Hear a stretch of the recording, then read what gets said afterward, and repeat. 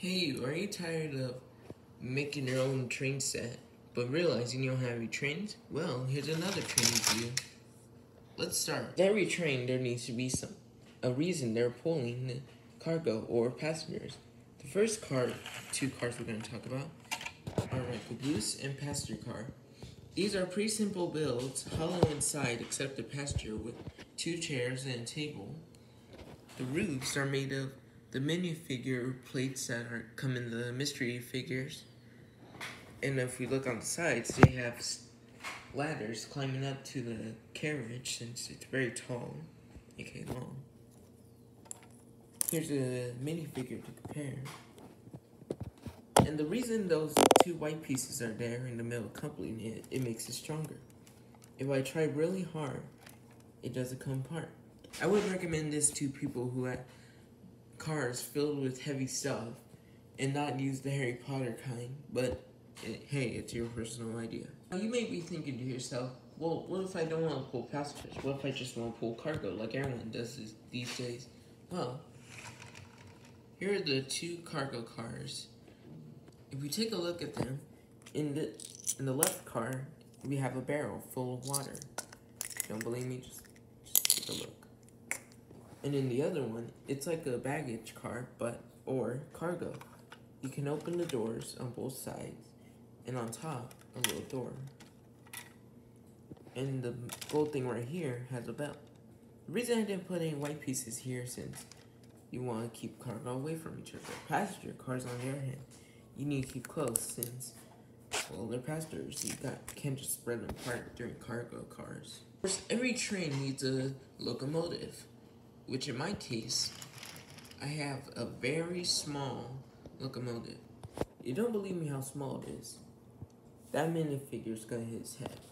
So if we take a look at the front, it has a nice coupling, aka front buffer, to push cars.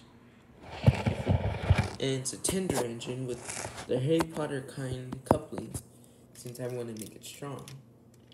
I might redesign this train since it looks like the Lone Rangers, which it is. It has very big wheels, so I'm going to probably redesign it so it can look good. Now let's take a look at the train pulling the carriages. Now, the train can pull all the 4 cars, which you could probably pull more. Now you may be thinking to yourself, what if I don't want any of this? What if I just want something else different?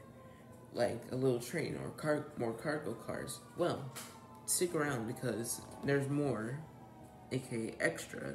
The first train we're gonna look at is my very tiny train. This thing is like the Thomas and Friends, like the narrow gauge engines.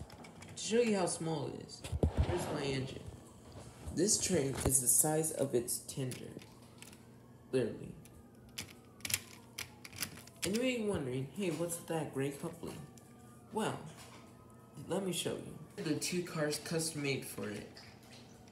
If you take a look, these pieces mostly came from the Lone Ranger.